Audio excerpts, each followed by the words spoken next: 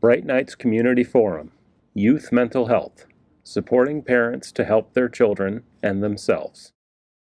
Thank you, everyone, for being here tonight. I'm looking forward to connecting during the panel discussion. The first half, or the first, I guess, 30 minutes rather, will be me talking at you. So bear with me for the first part here.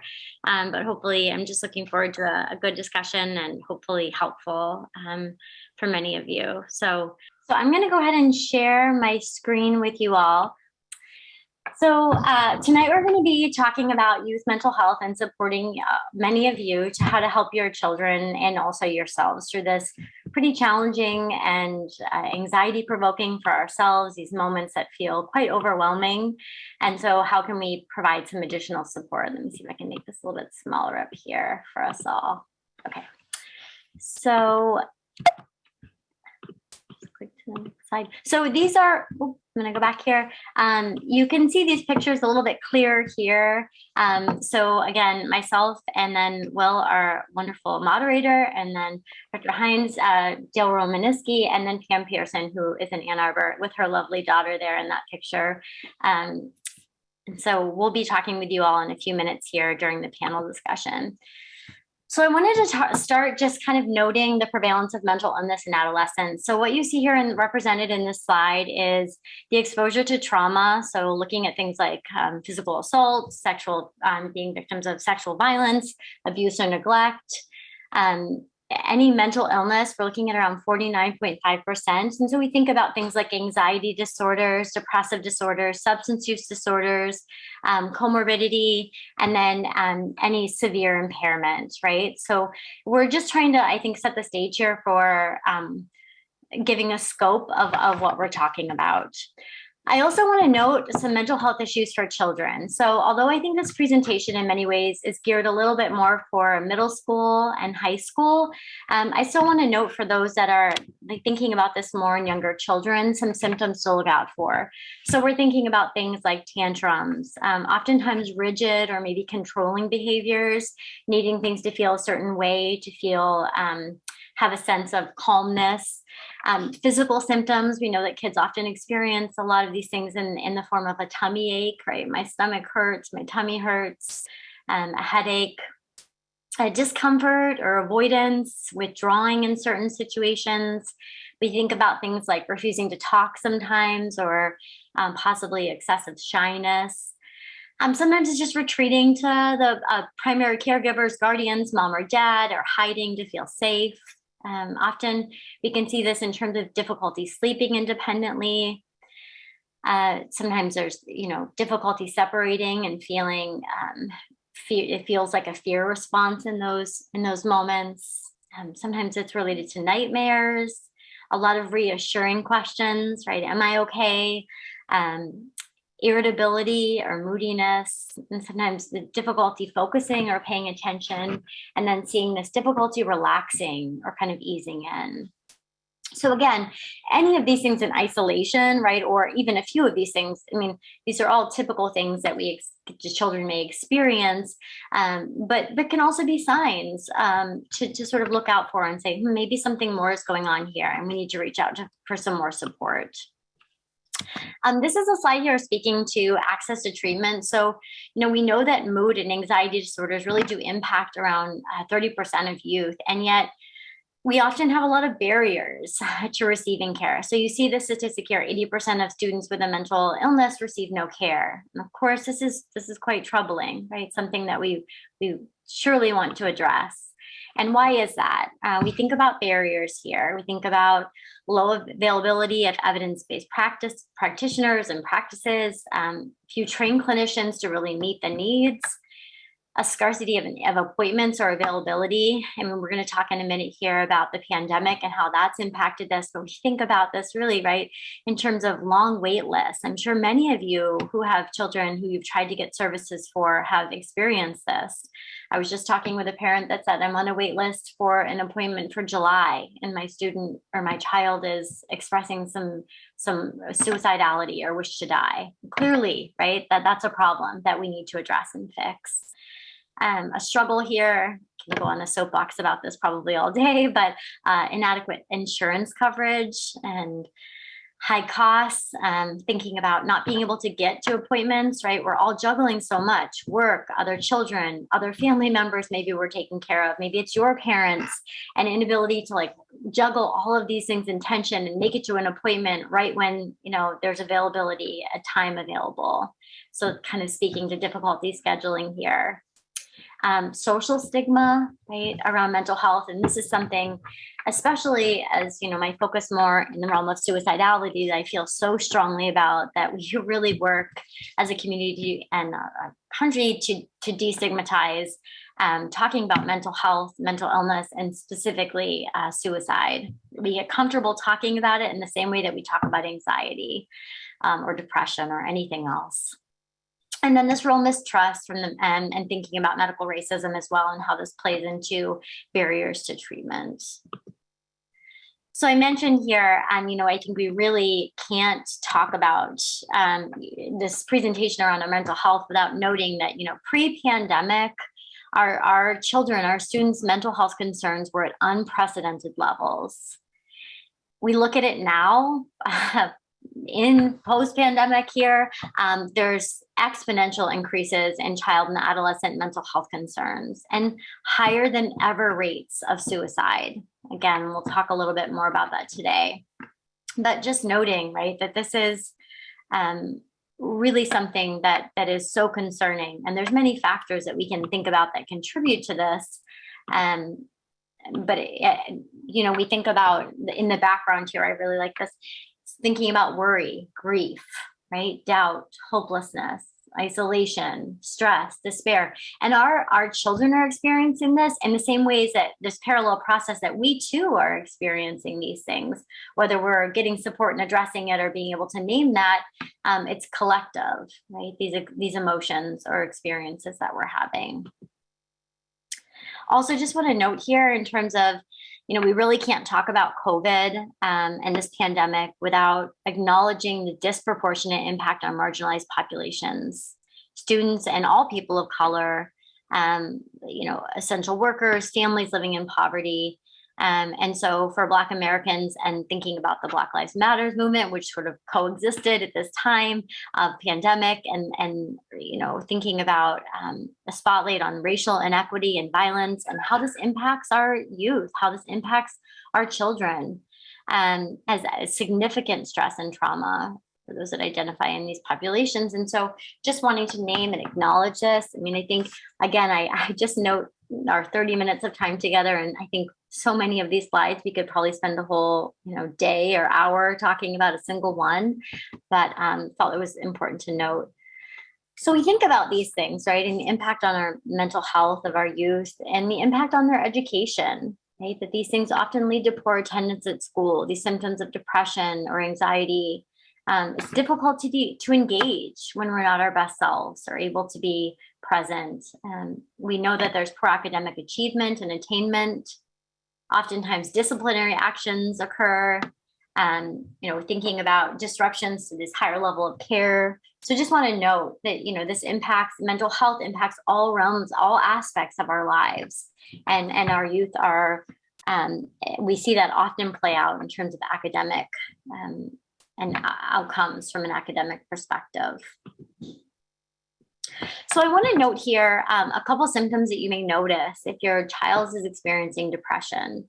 Oftentimes we notice youth may be angry or irritable. There can be a sense of helplessness or hopelessness. Sometimes it's guilt, boredom, or kind of disinterested in things that they typically might be interested in. That could be peers, it could be activities. A lot of times we see changes in appetite or weight changes, and that could be in either weight loss or weight gain. A big one is difficulty sleeping, and we'll talk a little bit later here about the importance of sleep, particularly the growing amount of research and data looking at sleep in adolescence and how that is so important. Should be such an important focus on mental health and well-being. A lot of times we'll see fatigue and kind of a loss of energy. I just don't like kind of this weight that I feel, and not physical weight, but just sort of the weight of all of this. I just don't want to do anything, kind of apathy. difficulty concentrating or focusing, and then oftentimes this unexplained aches and pains, kind of going back to that child side I talked about earlier, the tummy ache that we often hear about from younger children can often experience and more adult, middle school, high school students, and kind of unexplained aches or pains. So a couple of things here when we think about anxiety, it can be a lot of apprehension, a lot of worry, feeling really insecure. Sometimes we'll see this in more shyness. For some, it's sort of the sense of danger or doom. Again, a crossover here, difficulty concentrating. Sometimes we can see this play out in terms of perfectionism, right? Really feeling like I need to be perfect, and sort of striving for perfectionism, which we all know is not obtainable, but feeling that pressure. We see anxiety often coming out in fatigue as a result of poor sleep, irritability, and then other somatic symptoms. So I also really wanted to know, this is something I often hear from parents of adolescents that I'm seeing asking questions about social media. So I wanted to put this on here because I think it is important to address. We know that 12 and a half years old is the average age at which a child opens up a social media account. And that growing research really finds that the more time spent on social media, the more likely a person is to experience mental health symptoms like anxiety, depression, hopelessness. And it really can exacerbate, see this slide, this note here, there are feelings of alienation. I put that one thing on here at 12 and a half is the average age. And so, we know that 40%, I think it's around 40, and I can look up the actual statistic for this, but about 45% of teens admit that they're online almost constantly, right? So we see this anywhere from like 6 to 10 hours a day.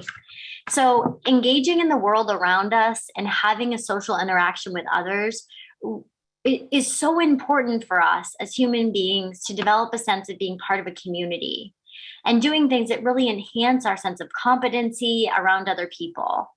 And so we think about, I put the slide here, I'm never going to be good enough, whether that be good, looking is good. So we know that, there's a huge culture of comparison, self-esteem, body image, a lot of cyberbullying, who's at most risk of cyberbullying is really, the more you're online and engaged in social media, the higher the chances are that you're going to be harassed or engaged in something that's negative that's happening. So we don't have a lot of data that determines which gender gets bullied more, but we do know that LGBTQ plus youth are at higher risk of being targeted and bullied online.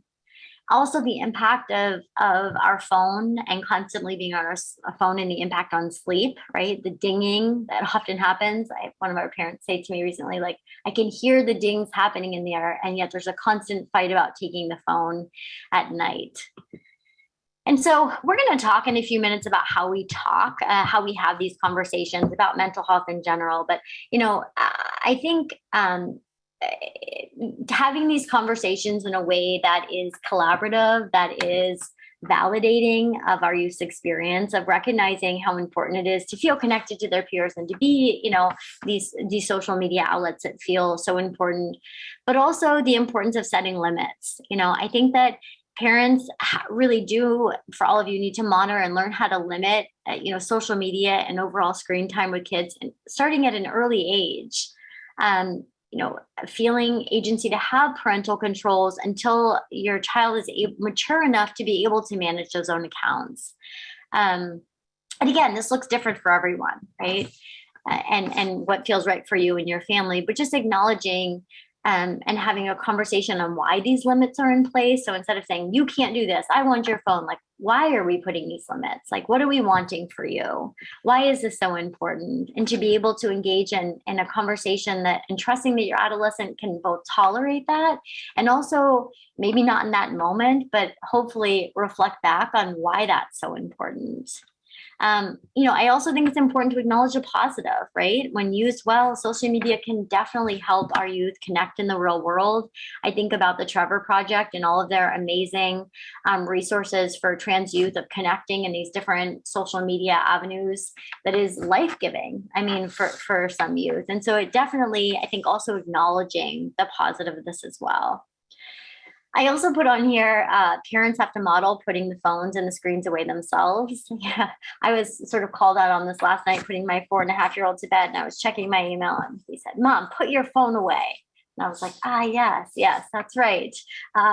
So, I think the ways in which we can say all of these things, but what we model for our children is really more powerful than anything we say. So I'm going to transition here to giving some facts and statistics briefly on suicidality in youth. So we know that the leading cause of suicide is the second leading cause of death for youth among the age of 10 and 24, and that our LGBT plus youth remain 3 times more likely to attempt suicide. So I want to share with you a few myths that I think are really important to talk about and to acknowledge. So this myth number 1 that we often hear is that only youth who are depressed attempt suicide. And so sometimes parents or supportive people in youth's life can be looking for these symptoms of depression. But what we know is that many adolescents, many people who attempt suicide or die by suicide do not have a clinical diagnosis for depression or any other mental disorder. And of course, there is a link between adolescents who are diagnosed or experience depressive symptoms with suicidality. But we know that the reasons why you cite suicidal attempts are often interpersonal reasons, relationships, breakups, self-esteem, self-worth. These drivers of suicidality are not often directly linked to I feel depressed, right? And so they can be factors that make a youth more vulnerable, but don't necessarily cause an acute suicidal crisis or why an adolescent wants to kill themselves. Another myth here is that talking to youth about suicide will lead to and encourage suicide. I feel so strongly that we, as a culture, there's a widespread stigma associated with suicide. And as a result, so many of us feel afraid to talk about it. And we end up walking on eggshells trying to have this discussion. And we have to change that. Talking about suicide not only reduces stigma, but it also encourages our youth to seek help and to rethink their opinions or their thoughts and change their story of how they talk about suicide with others. So we all need to start talking about suicide instead of this myth of planting the idea, or if I ask about it, maybe they'll think about it more, or maybe it will make them uncomfortable. That we need to be really comfortable about asking this question in a direct, kind, caring, matter-of-fact way. And we'll give some suggestions for that in a few minutes here. Another myth is that most youth who attempt suicide won't follow through. It's merely an attempt to get attention, right? They just want to get attention. As I mentioned, suicide is the second leading cause of death among our youth. And any threat of suicide has to be taken seriously as a communication for wanting or needing help. And so, most people who commit suicide have talked about it or shown definite warning signs of their suicidal intentions. This number 4, that suicide only occurs in one small segment of a student population. Not true. The fact is that suicide occurs across social, economic, ethnic, and cultural boundaries. And then this last one here is that, suicide only happens in impulsive moments. And this is also a myth. The fact that, the idea that they come out of the blue may happen, but it's really quite rare. So a small number of people, and especially among youth, are not going to communicate their intent, but that's the exception. And so they're going to be letting their friends know. They're going to be talking about it, writing about it. They're going to be posting in subtle ways on social media, maybe saying something to a teacher or saying something to a coach. And we have to be able to look out for these subtle cues so that we can engage in the conversation.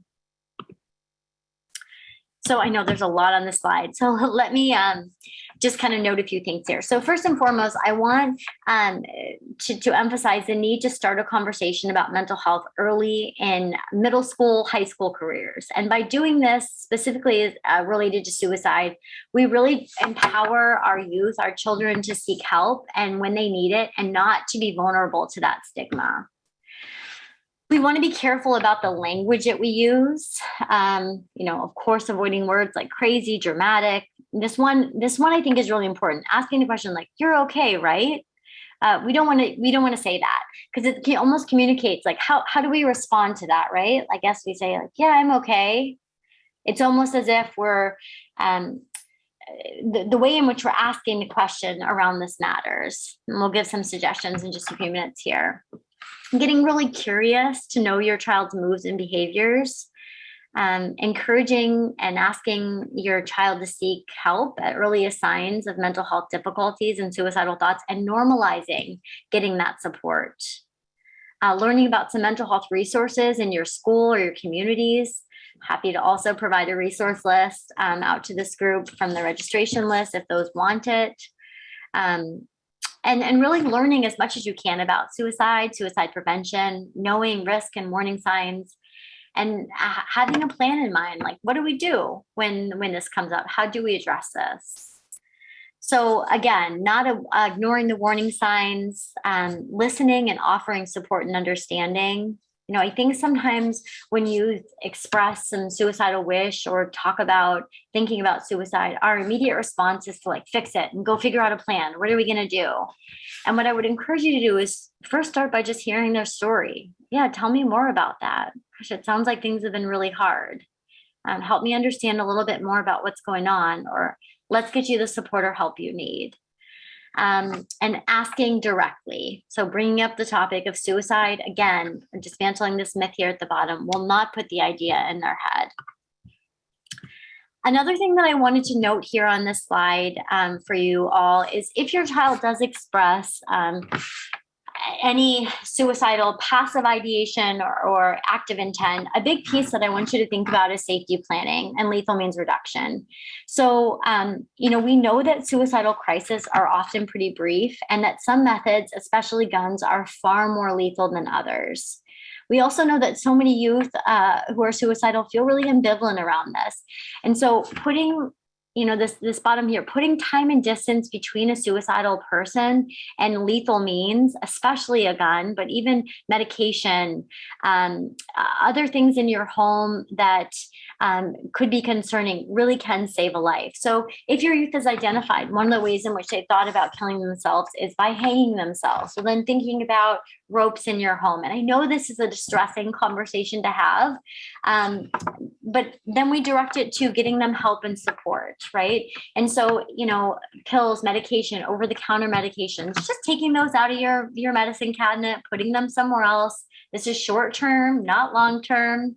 So we think about safety planning, talking about reduction of lethal means, helping them find other ways to cope.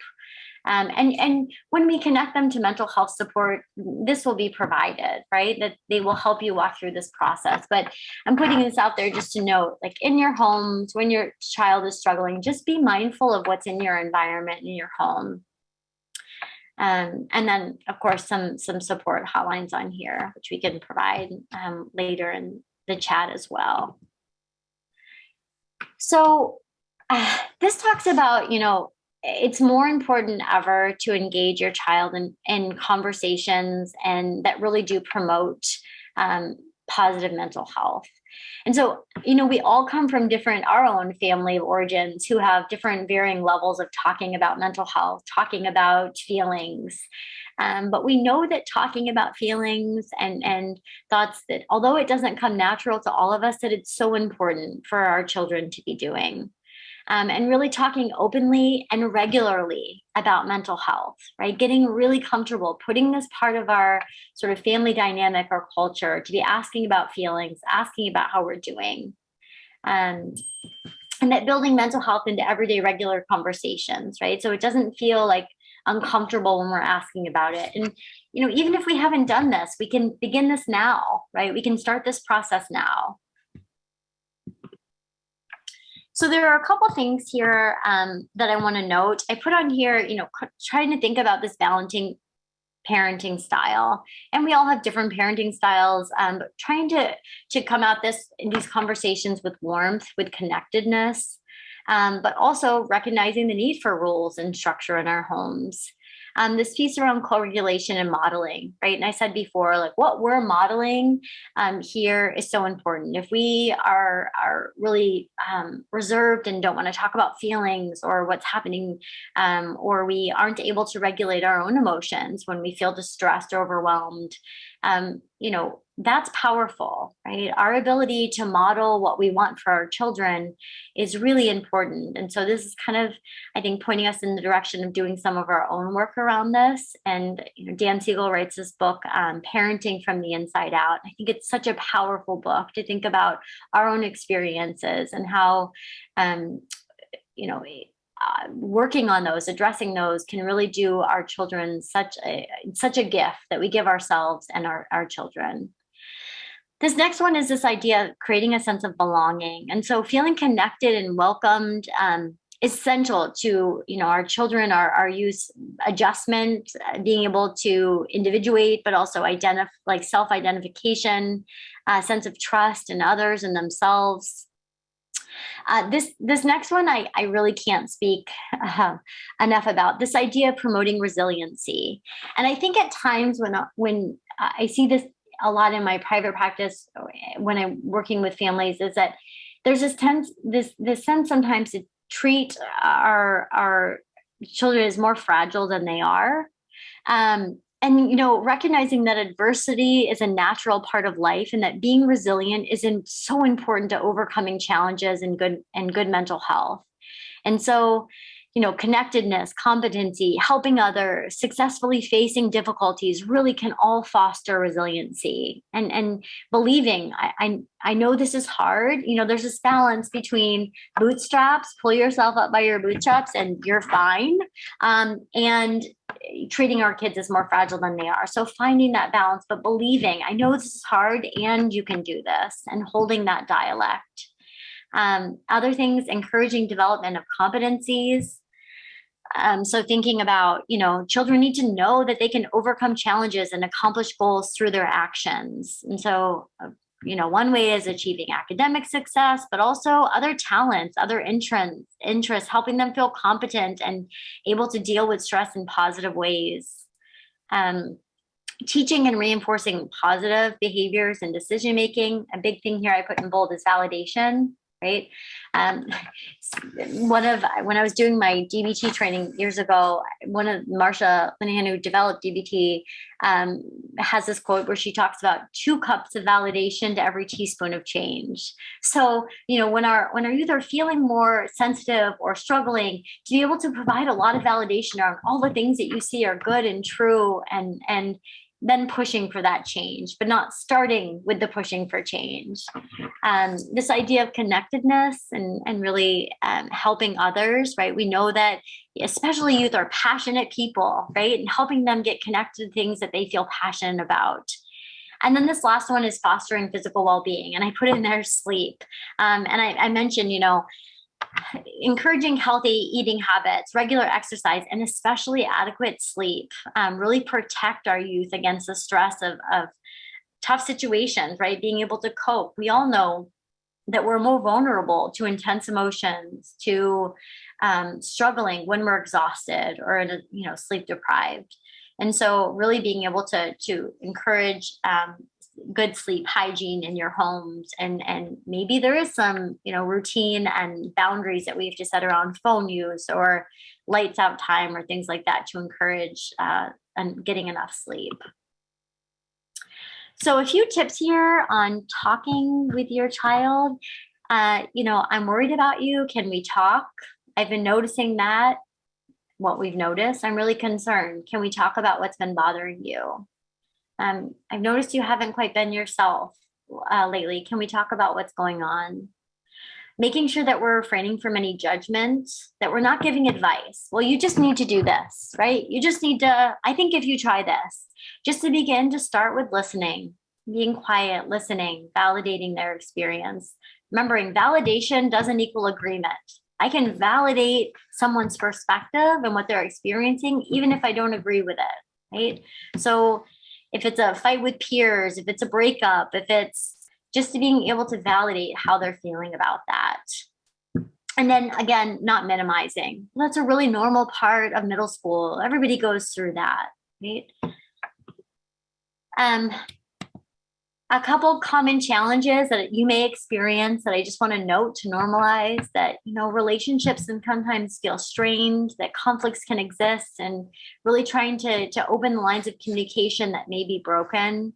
That it's really common for our children to avoid their parents. If you're sitting here going, oh, my kids don't want to talk to me about this. This is really normal, that they want to isolate from their life and their problems at times, that your child may not always want to turn to you for help. And yet, not giving up on this and not feeling frustrated, even though it may be really frustrating, not to project that onto them or to blame them, or get frustrated with them about that.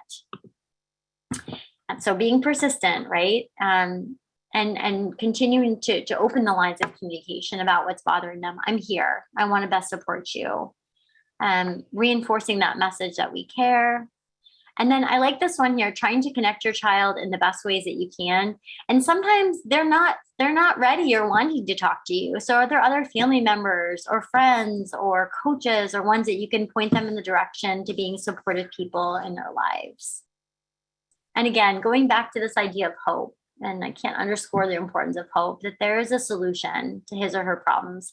I go back to thinking about suicide. And one of the questions I often ask my individuals I'm working with is like, is suicide in fact the best way to cope? And can we find other ways to cope with the seemingly unbearable pain or crisis right now? And the answer is yes, that we can find other ways to cope, and there is hope, even when we don't necessarily feel it in that moment. So I want to play this video for you and give you a moment here to listen to this. So. I have my ups and downs, just like anybody else. Maybe more than anybody else. I can be hard to figure out. And I like my privacy. I don't want you looking over my shoulder all the time. But you know your kid better than anybody else. And if you think he's acting different than usual... Acting really down, crying all the time for no good reason. Or getting really mad. Not able to sleep, or sleeping too much. Shutting her friends out or giving her stuff away. Acting reckless, drinking, using drugs, staying out late. Suddenly not doing stuff he used to love. Or doing stuff that's just not like him. It might be nothing to worry about. It might just be high school. Or it might be something more. He might be depressed. Not just feeling down, really depressed. It might be that your kid is thinking about killing himself. It happens. More than you think. More than it should.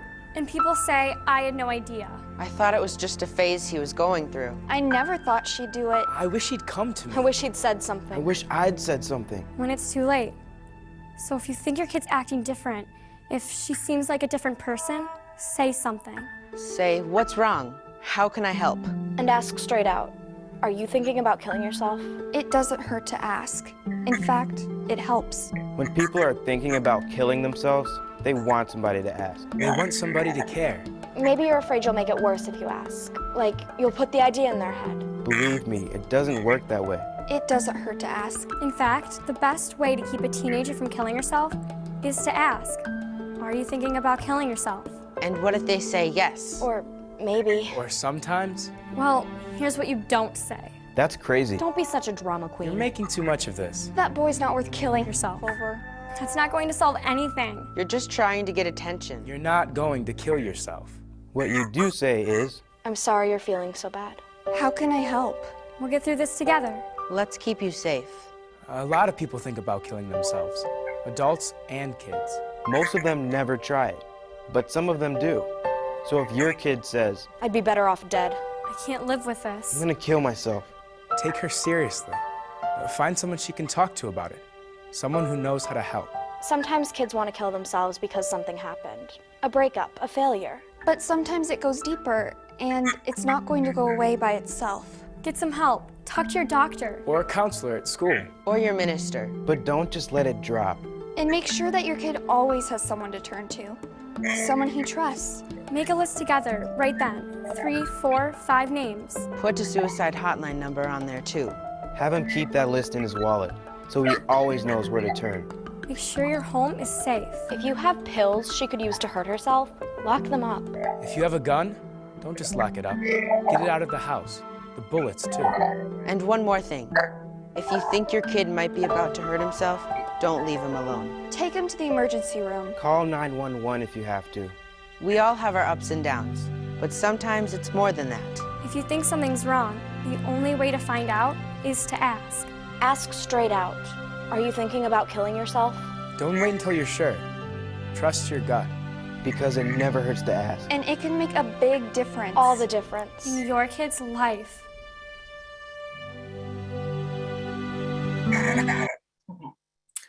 Next one. So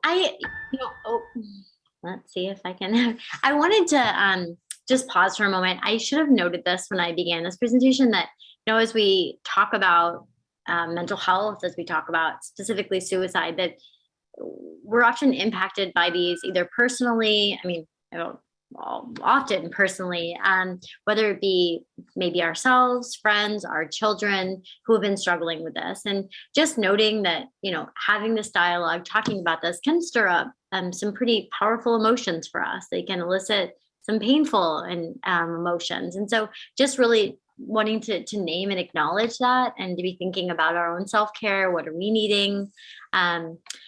Which kind of leads us to this next slide on self-care and thinking about the impact of this on you all, on parents, on caregivers. And so I put up here, really find time to take care of myself. Kind of, when am I supposed to do that, right?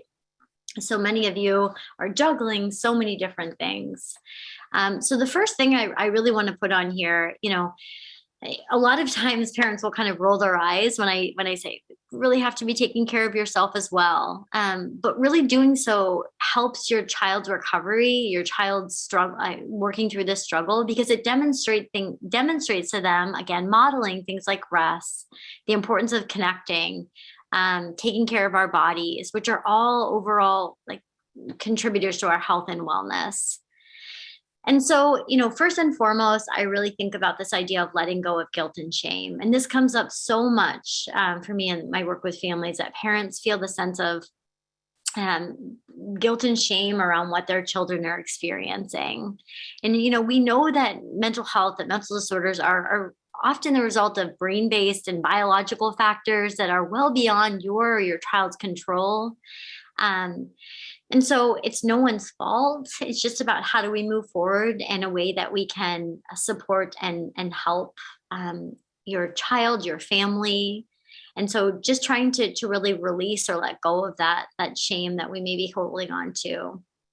Thinking about small in terms of your own self-care. So, brief walks, conversation with a friend. This is hard. Sometimes a night out, if we can make that happen. I kind of laugh at that one right now in my own life, but, thinking about this, what are the things that we can do to take care of ourselves, to connect with others, get help from trustworthy friends. And I put here, a lot of times, our community wants to support us. They want to help us. And so allowing them to do so, considering maybe finding your own therapist. When our children are struggling, it can feel really overwhelming and can stir up a lot of things for ourselves. And so being willing to do your own work and to get support both for yourself as you go through this. And also it's very helpful in thinking about ways to best support your child. Again, nourishing your own relationships. And then I would also, this idea of cultivating your own mindfulness practice. I think when we think about active listening, when we think about just being with, being able to do our own work around being present in the moment, right? And our mindfulness practice could be through a hike, in the woods. It could be through doing meditation, getting, the Calm or Headspace app, trying to integrate this in small ways into our life that can help kind of lower the temperature for ourselves, which can be really, really important. So I think I went a little bit over, which of course is not surprising. I'm going to stop my share with you right now and kind of give an opportunity for our panel to discuss and kind of connect together. So I'm noting, I think we maybe have some questions in the chat here that I think Will might help us during this time. And I'm going to make all of our speakers here present. Yeah. Will. Hi, and thank you, Natalie. And perhaps our panelists could introduce themselves or just a little bit about their expertise and why the subject matter is important to them and of matter to them. And then I'm happy to read out some of the questions that we've gotten. And for anybody who has further questions, please feel free to submit them in chat. Let's go ahead and start with Pamela Pearson, if that's all right. I'm Pam, and I had a teenager and have a teenager who's dealt with suicidality.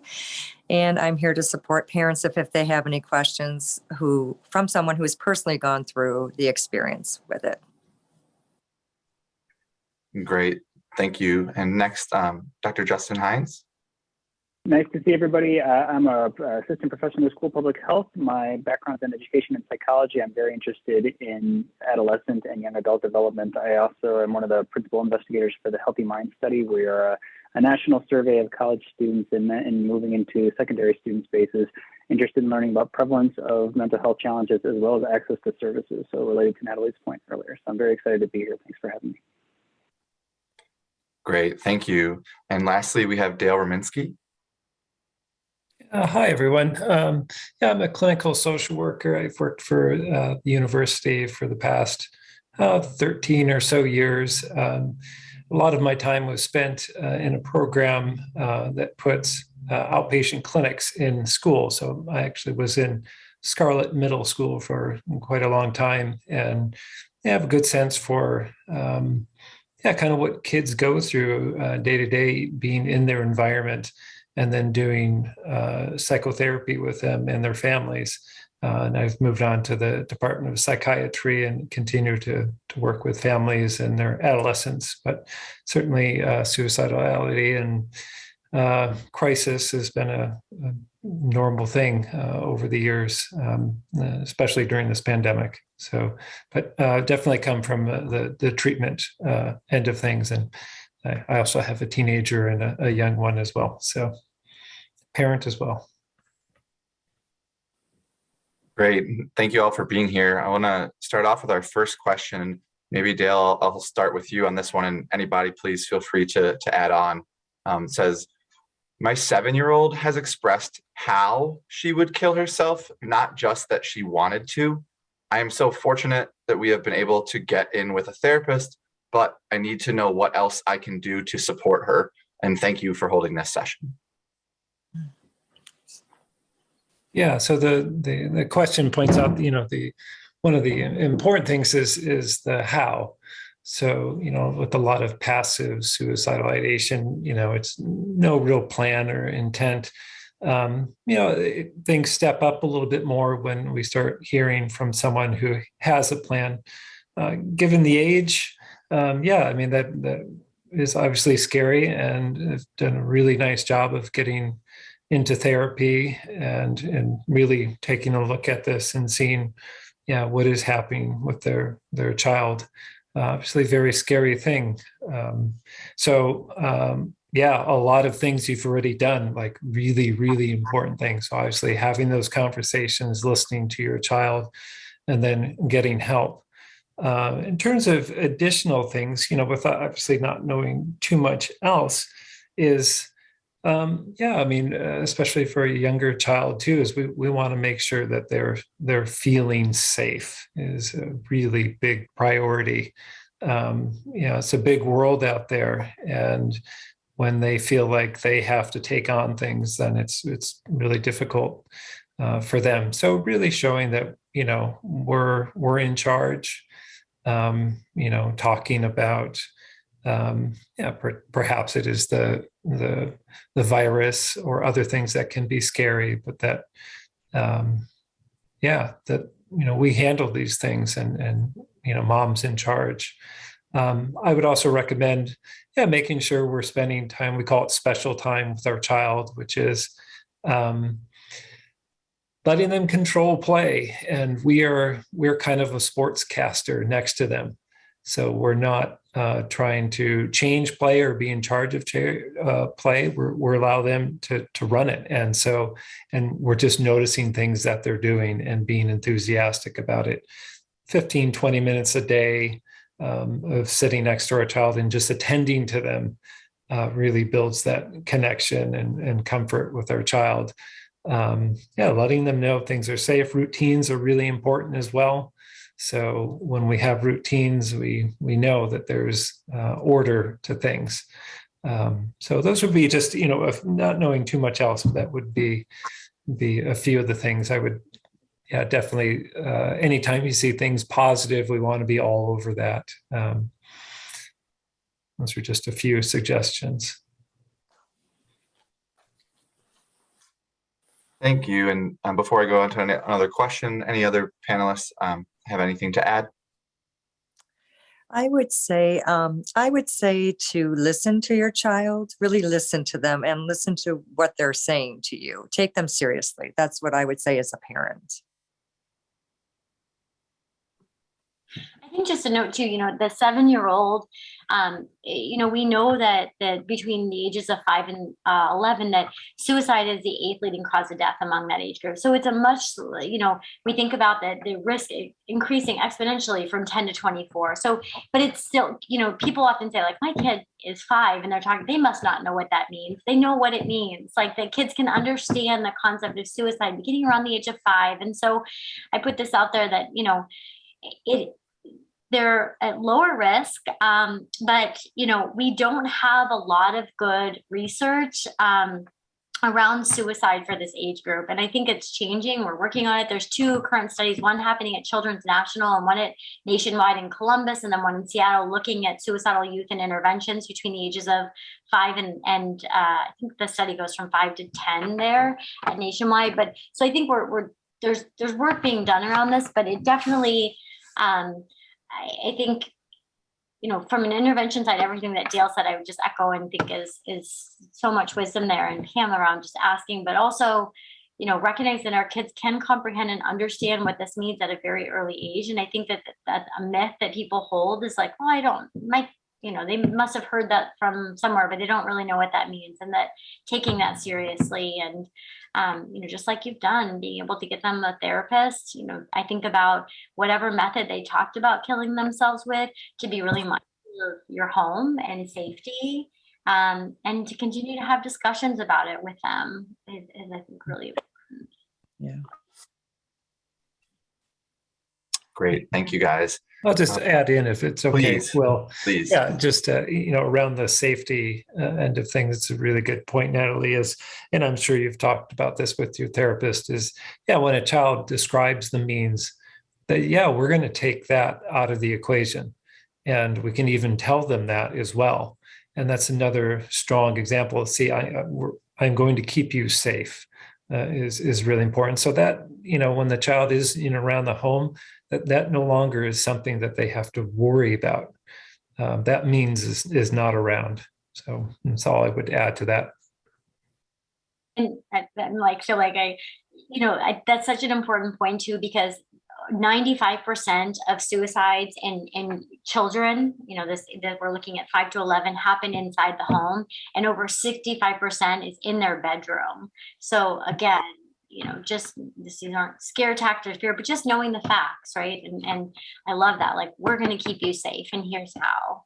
And coming back to that, and having that conversation. Great. Thank you, guys. Our next question is, our 16-year-old daughter wants to sleep all the time. How much should we challenge her to get up and engage with things? She is depressed. Yeah, that is a really challenging one, which is you want to respect, that they're not feeling well. And we also know that it's important for us to move, to re-engage with life. I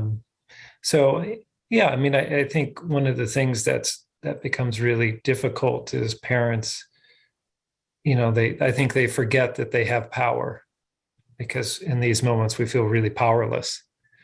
And that we have a wisdom, and we have experience, and we have truth, where, for an adolescent who's sleeping all the time, truth is, it could be a lot of things, but it's I just need to sleep because I can't handle things.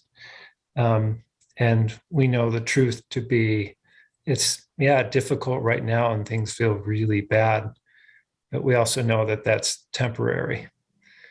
And so, yeah, really working to, I think, push that message and to schedule some things in terms of movement. Yeah, perhaps places that, they've been before, that's been a good time, or something that just doesn't have as much, I don't know, I think easy to do, really simple, something that doesn't have a lot of glitz or money behind it, something really simple is that we're going to make small change. But yeah, that it is really important to really like the idea of externalizing depression and other, anxiety as well. That, yeah, we know that this is depression at play. Like depression is manipulating us, and it feels really bad. But we also know that feelings aren't truth. So yeah, a lot of validation. Like this is certainly how we're feeling right now, and we also know that, yeah, this doesn't have to be.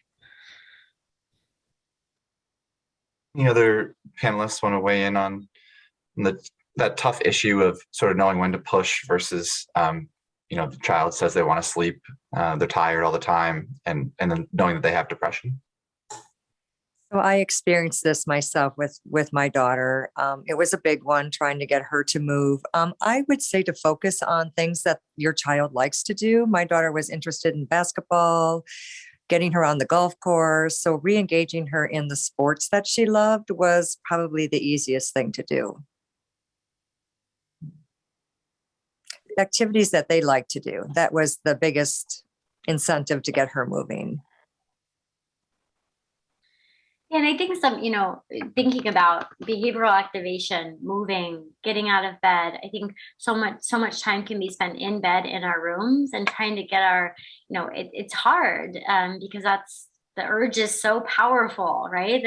And we can, like Dale was saying, really validate that urge and that desire, and also provide some psychoeducation on, in ways that is not, sitting down and pulling out a worksheet, but about moving our body and how I know it doesn't feel this way. And let's just give this a try. Come with me, right? And being playful, trying to avoid those power struggles that can come up and engage in ways that are, just moving away from this conflict to more collaboration. And it's sometimes we'll fall flat, right? And it doesn't mean we give up. We just keep trying. It's so important. Good advice. Yeah. Thanks. Next question has to do with therapist fit and how long. So it says, how long should we give a therapist to see if they are a good fit for our child? I could go to some of the resident therapists here, Dale or Natalie, if you'd like to chime in, or Dr. Hyde. Well, yeah, I mean, it's a big question, a very important one. Yeah, I mean, I would ask, what is it that we're looking to get out of therapy? Like, is it, is it something that my child, we just want a connection and that's it, and doesn't, that's where I would come from. Like relationships really important. It is the thing. So if your child is, coming back from each appointment, I usually recommend 3 appointments. I think you have a pretty good sense after 3 appointments if things are working or not. But yeah, certainly if an adolescent is like, no way, I don't want to go back, I can't imagine it's going to open up all of a sudden, so perhaps looking elsewhere. Hard to assess sometimes because maybe it's, I just don't want to talk about this stuff right now, and sort of asking if that's more of what's going on versus, the person. Yeah, this is a really tough question. I mean, I agree. The relationship is so important. And I probably lean more towards, I feel so strongly about this, that the relationship is, we know this, right? In terms of the research, what is the number one agent of change is feeling connected to my therapist. It's not that my therapist was the best CBT therapist or they helped me challenge my cognitive distortions. Is that I felt connected, I felt seen. And so I think it is really important. I also think, like, you know, when choosing a therapist, making sure that you're choosing a therapist that is trained in evidence-based practices, that the relationship is important, but they can also draw on these things that can help your child that is experiencing anxiety or depression or whatever these things are. And, you know, if having a conversation with your child about, like, also understanding what is it that's getting in the way, right? Is it that, you know, they're talking the whole time, or is it that I don't really feel like they're listening, or, you know, and you may not always get the best, or, you know, the answers that are clear of what to do, but I would say also trust your child. If they're really feeling like this isn't a good fit and I don't feel connected, start to explore elsewhere. I know I'm saying this, but also the wait lists are crazy right now and it's hard to find therapy and appointments. So, you know, I think it's challenging, but I also think goodness of fit is really important as well.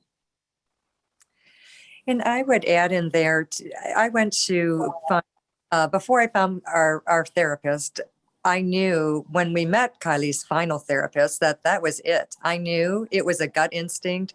I knew by the education, I knew by how the therapist asked her questions, and I was so impressed by the questions that were asked to her were never asked to her before.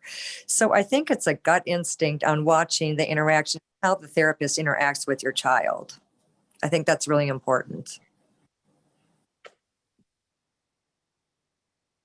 And is there change? There change happening? You notice, it's kind of a gut instinct in watching, like how the materials, is there homework?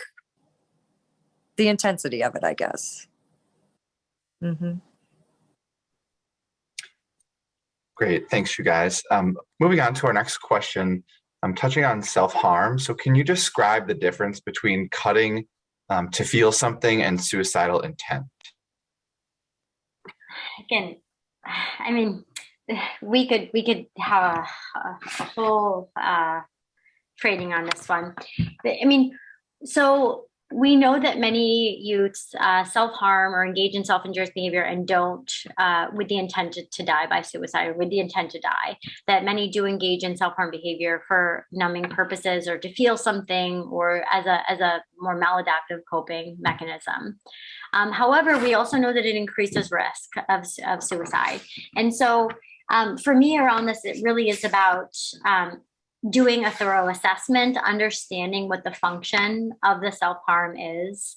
And then again, I want to be clear about this. I think there's so much shame that can go in when a youth is talking about self-harm or self-injury or suicide. And we have to dismantle that shame and normalizing this and validating, like, yeah, this is what you're experiencing. Let's talk about it.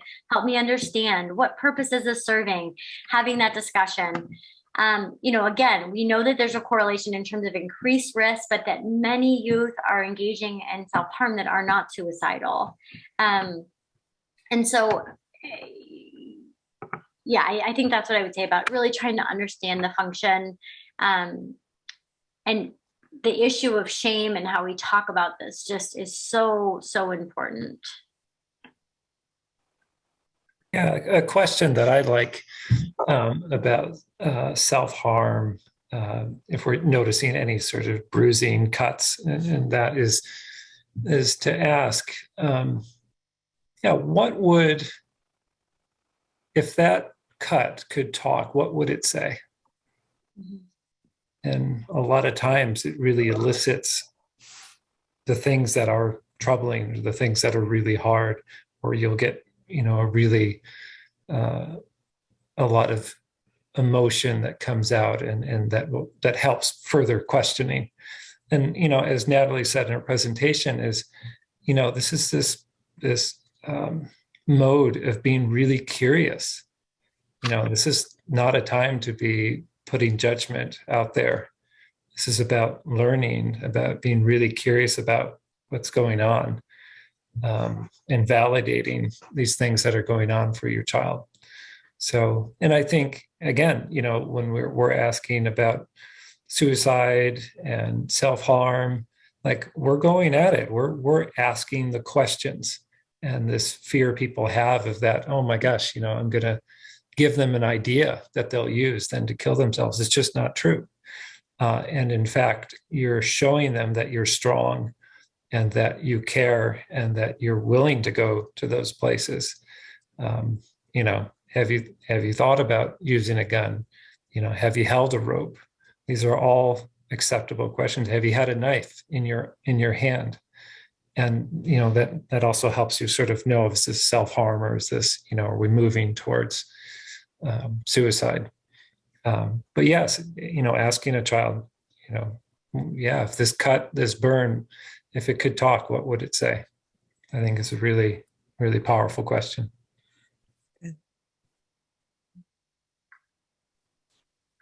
It's really great advice. Thank you, guys.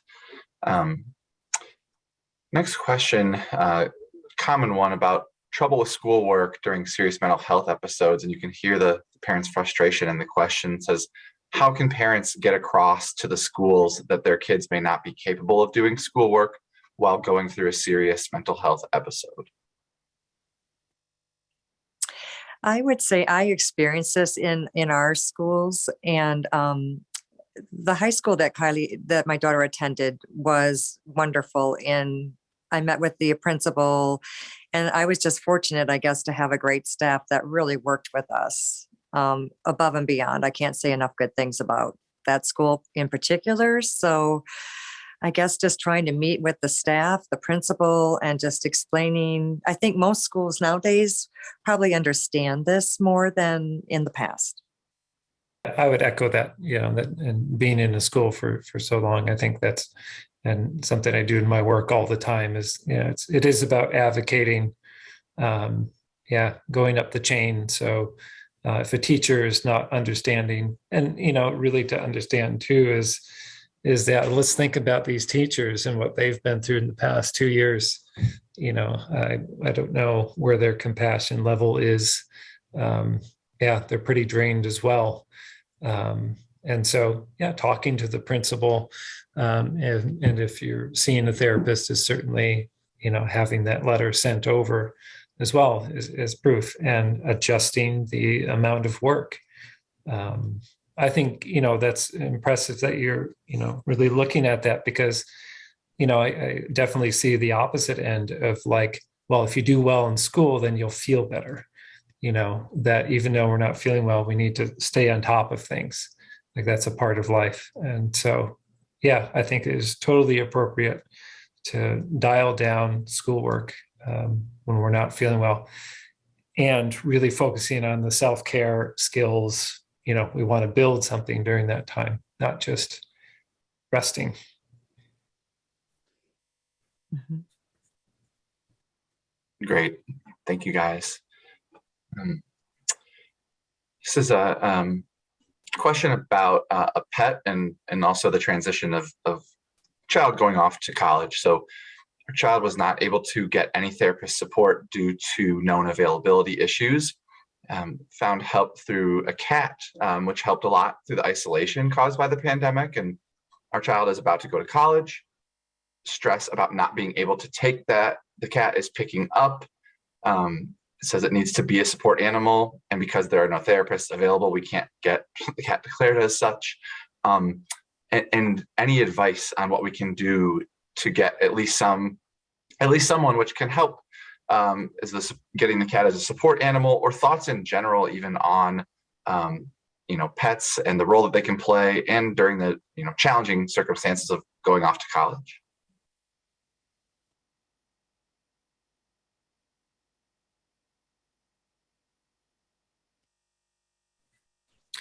Go oxytocin. I mean, pets are incredible. They really are. I have had numerous patients over the years that was their grounding being. To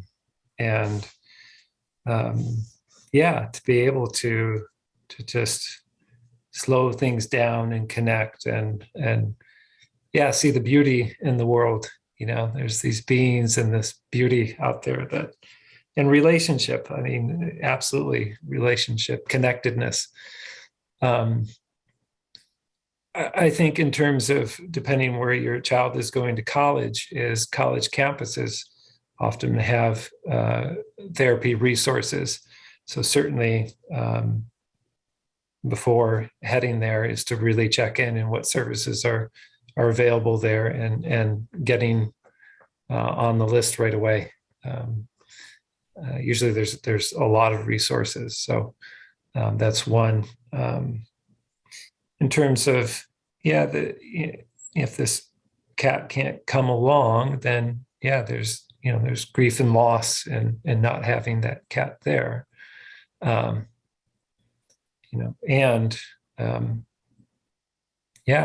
He's really helped this cat's relationship too. I mean, there's a bond there.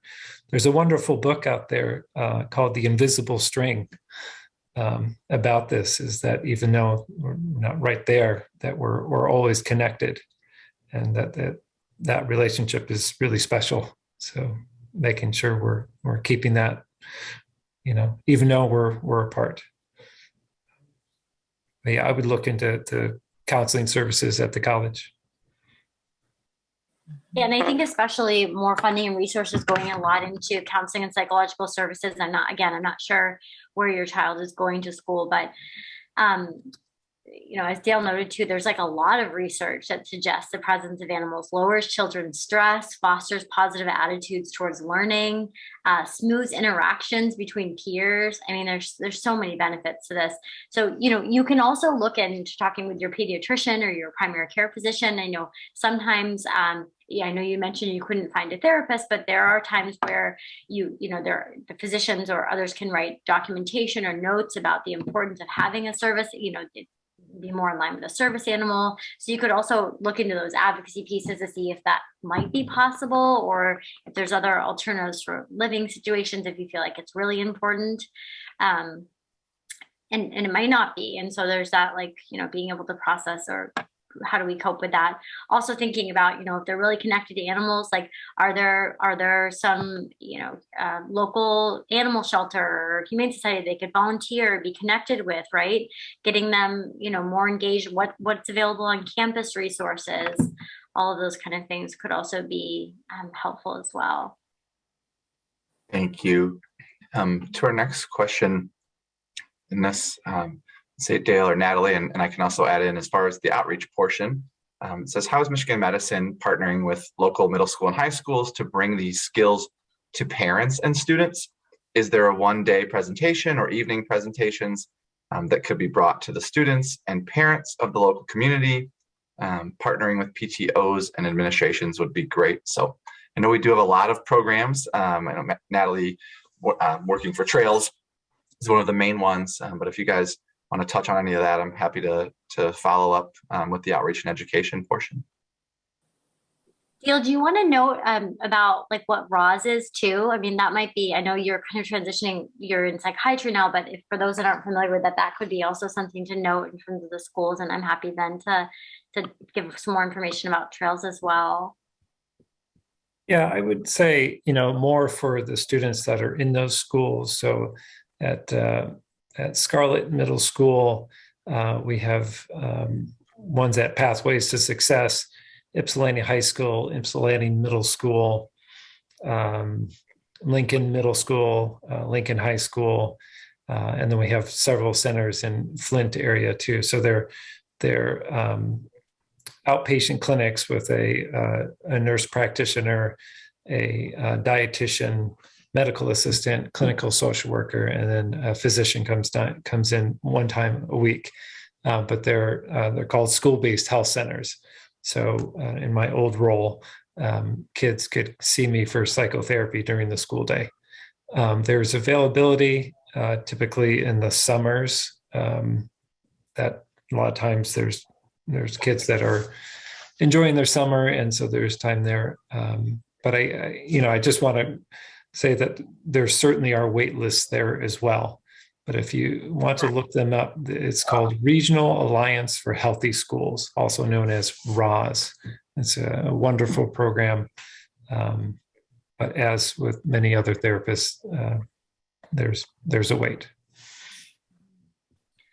So I can speak also a little bit about Trails. So Trails really is working. We promote equitable access to youth mental health services through sustainable, cost-effective, and school-based solutions. So we are in schools. Students receive training, and there's ongoing support to implement school-based appropriate mental health programs. So we have a 3-tier approach. So our tier 1 focuses on social and emotional learning, and for the classroom. So self-care, programming for staff, also promoting, mental health and well-being, how to build resiliency among students. So we think about this like as more of universal education, right, around social and emotional learning. And there's whole lesson plans and around these, the SEL competencies. Then we also have tier 2, which is kind of, I don't know if I would say like the bread and butter of Trails a bit here, but it's really what we do is early intervention for school mental health professionals to lead skill building sessions grounded in CBT, so cognitive behavioral therapy and mindfulness. And so it's through sessions that provide students with these skills to reduce symptoms of depression and anxiety, social isolation, our worry thoughts.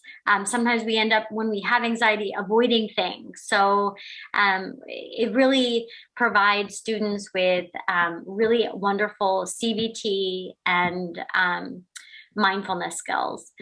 And then we have our tier 3 programming, which is really around currently suicide risk management. And so how do we know when a student is suicidal in school?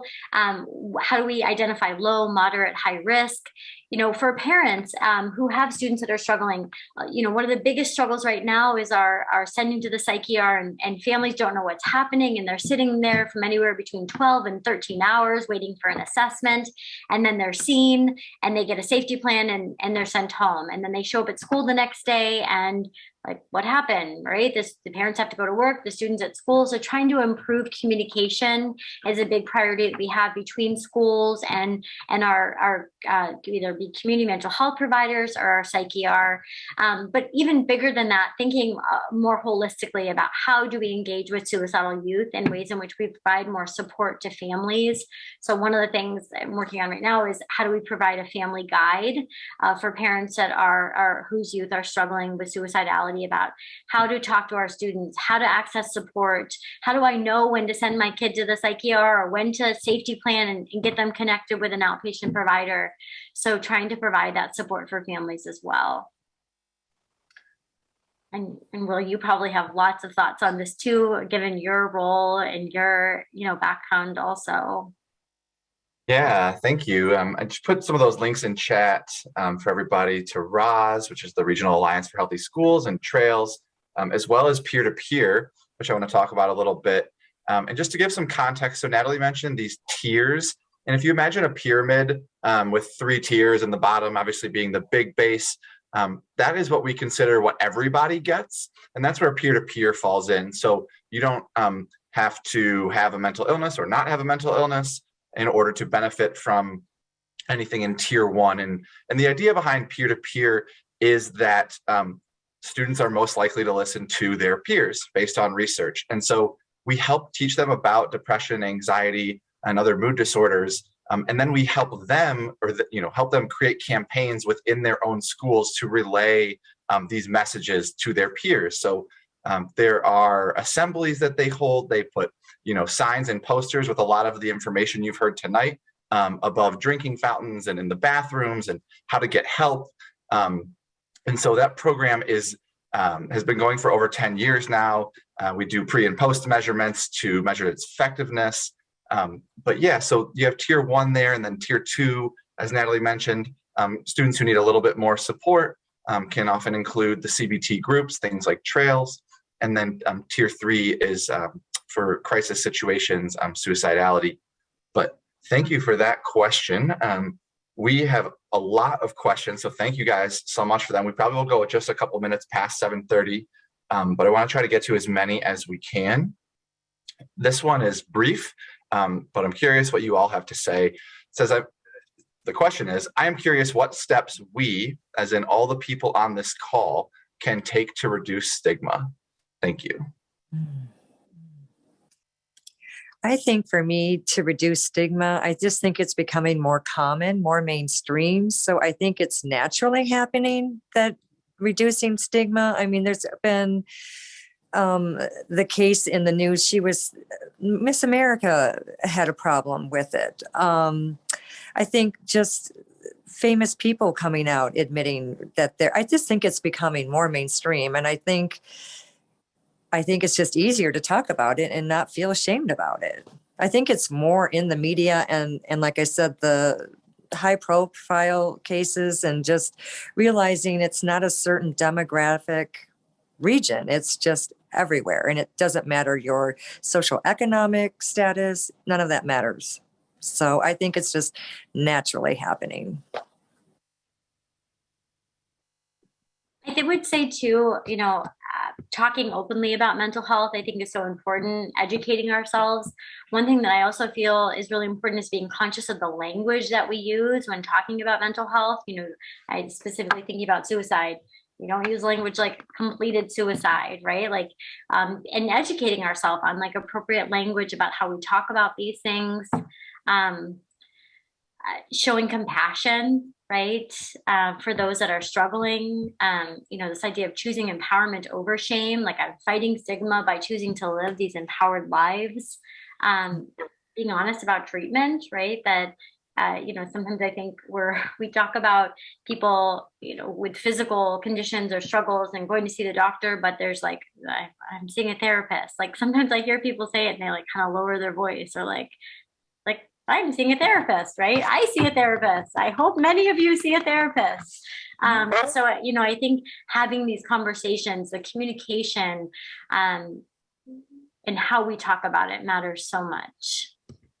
Yeah, so just to kind of support what Pamela was saying, I mean, over the last 10 years, we've seen kind of a steadily decreasing a level of stigma among our respondents, which is fabulous. But there are a couple of disparities. One between what people say their own kind of beliefs around mental health are and stigma related to that versus what they perceive others to be. So there's quite the disconnect between how they think others might feel about it versus the way they might feel and respond. And the other one is by subpopulation. So in particular, Asian Americans tend to have much higher rates of reported stigma or feelings of stigma related to mental health. So that's just one example. I think there might be other subpopulations where you do see some of those differences. So being cognizant of that is all I wanted to add. And I was just going to add too, is just talking about, this other part of, how did we get here? So why are these rates increasing? So, let's be talking about, the anxiety that students feel about getting a job, about affording a house, about doing something that's meaningful, about all the time that we're spending on our devices, kind of collectively where we're going as a society. I mean, these are the overarching, the bigger things that are causing us to feel in this way, to feel less of ourselves, all these comparisons that are being made. So, I mean, I think those need to always be in the conversation, and that, what are our core values? What do we believe in? How do we want to live our life that's more reasonable? I think would be another part of that discussion. Great answers, you guys. Next question says, I'm struggling with how to help my young adult child. My daughter was diagnosed with depression 3 years ago. She was prescribed medication and was in therapy until she turned 18 last fall. I have encouraged her to continue therapy, either individual or group, and to continue taking prescribed medication, but she has stopped on her own. How can I best support her now that she is deciding on her own? I recently read this little piece on adolescents and how to think about them. And I usually don't like these things where we kind of compare them to animals, but I think it is okay in this regard, is that thinking of younger kids is like dogs, and that they obey, and we have a routine for them and they follow along. But the later adolescent, becomes more like a cat, where they go off on their own and they do their own thing.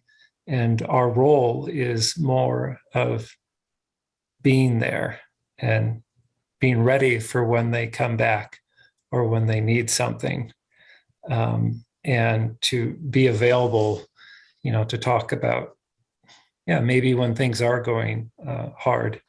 I do really like gentle assumptions from parents, meaning is that it's okay to tell our Allison about what we're seeing, but kind of gently, just, I've been noticing, you haven't been around your friends very much, and you've been sleeping a whole lot. I'm worried about you. Or in terms of medication, we're off medication now, and I've noticed, that it seems like, we're having a little bit harder time. And what were some of those reasons, behind you thought that it would be good to go off medications? And again, back into curiosity, but really just being grounded in that, hey, I want to help, and it's tough. You're having them make decisions, and we know if we put the rule down that they're not going to listen. So we have to sort of be with them in that moment and hope that their trajectory is just, going the right way. It may be some experimentation right now by them, which is developmentally appropriate, but obviously very hard to watch.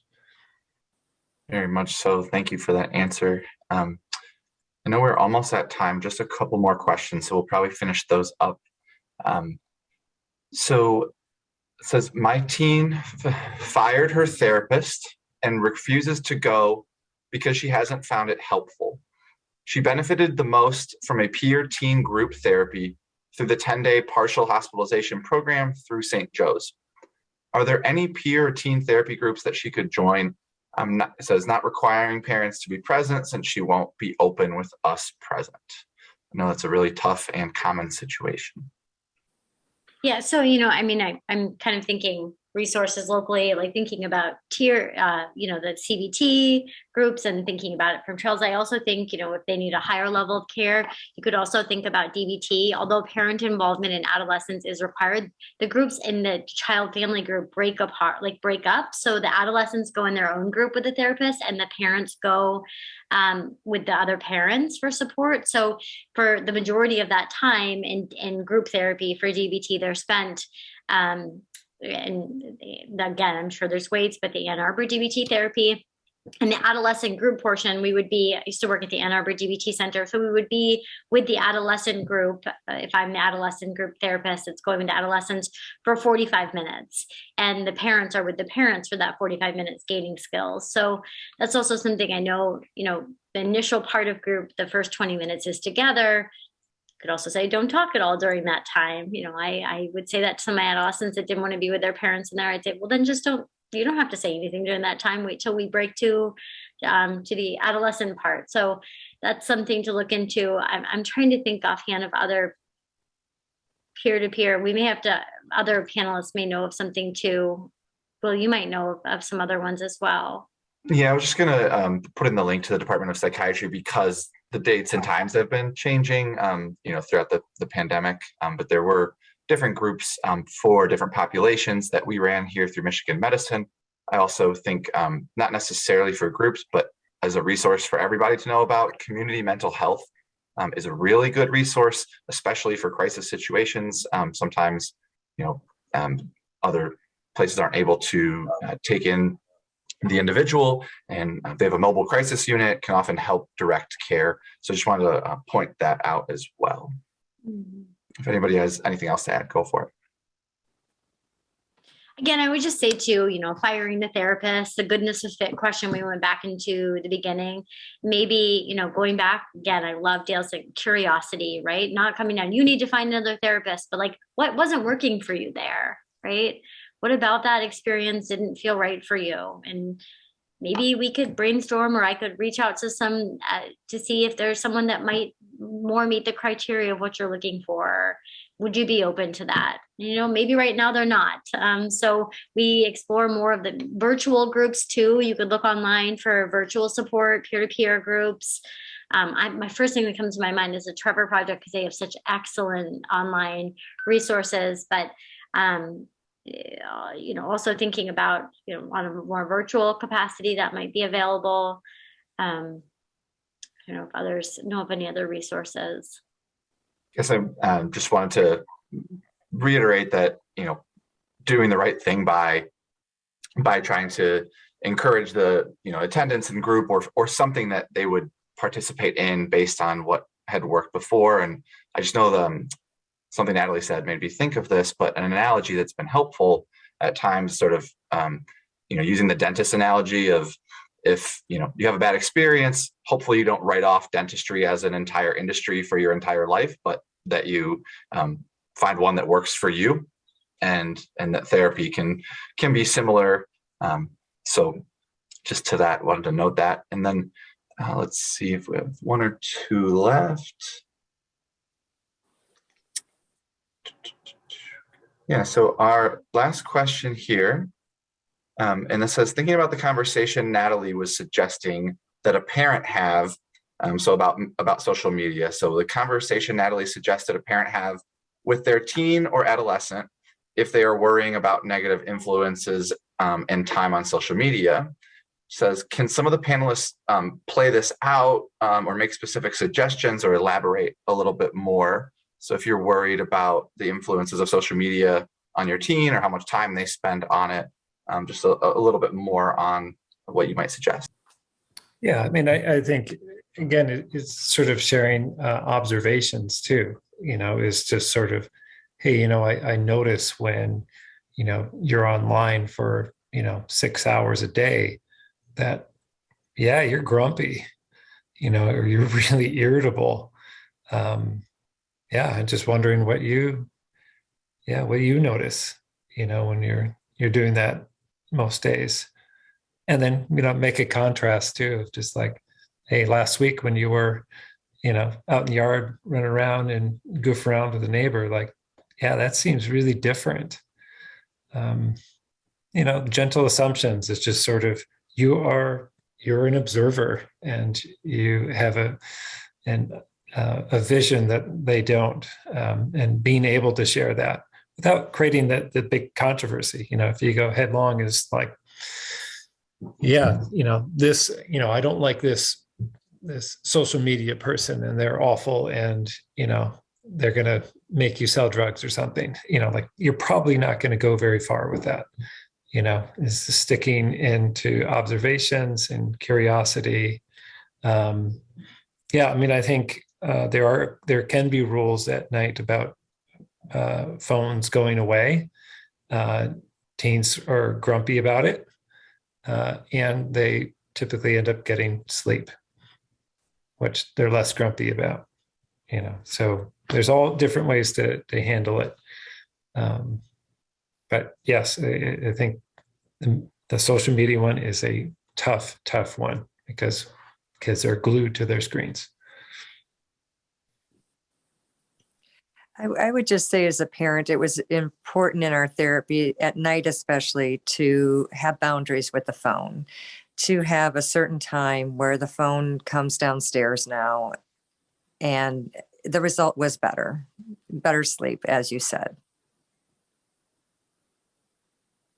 And I think being able to tolerate when those reactions or the responses are pretty powerful and pretty, it can be hurtful, right? It can be, we can say some, and just to be able to tolerate that, and, that piece around regulation ourselves and even validate, like, I get that you're really angry about this. I see that. And, and I'm also doing the best I can, like the kind of being human, and recognizing this is hard and these are hard conversations, but we can have them and they're important to have, and be honest. I think honest communication with our kids is so important. Mm-hmm. And boundaries, I think. setting those boundaries. Absolutely. And on that note, I want to be respectful of everybody's time here. So I want to conclude our Bright Night Community Forum series tonight. Thank you guys all for your attendance. A special thank you to Natalie and to all of our panelists. And I hope you guys join us for future events. So thank you all so much. And big thanks to our panelists and all of you guys out there making a difference in mental health in the ways that you do. So thank you. Take care.